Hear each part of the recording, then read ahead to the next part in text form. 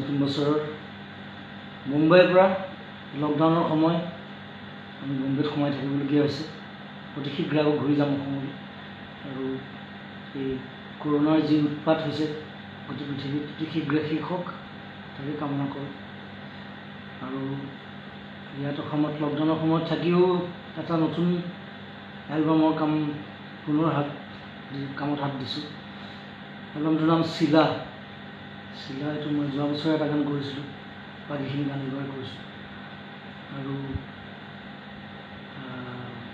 আপোনালোকে দেখিছে অতি পুৰণি এখন হাৰমনিয়াম মোৰ আইতাৰ সময়ৰ হাৰমনিয়াম এখন প্ৰায় 80 বছৰ পুৰণা হাৰমনিয়াম এতিয়াও বাজি আছে এতিয়াও বজোৱা নহয় সেই হাৰমনিয়াম লৈ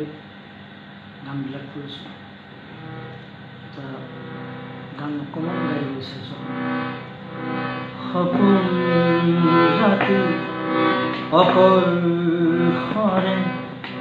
সপোন ৰাতি অকল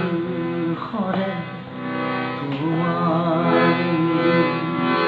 কথাবোৰে তোমাৰ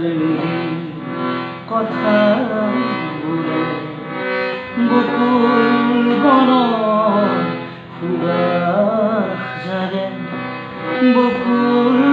বনত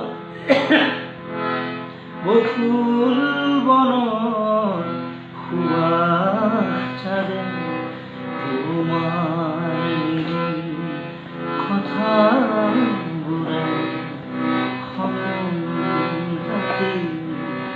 অকল সৰে সপোন ৰাতি অকল সৰে সপোন ৰাতি অকল সৰে আহিম মই নতুন নিলিম কথা সমগ্ৰ অসমৰ পুনৰ মৰম জনাইছোঁ আৰু মোৰ পেজৰ পৰা উফুৰন্ত মৰম সমগ্ৰ অসমবাসী ধন্যবাদ থেংক ইউ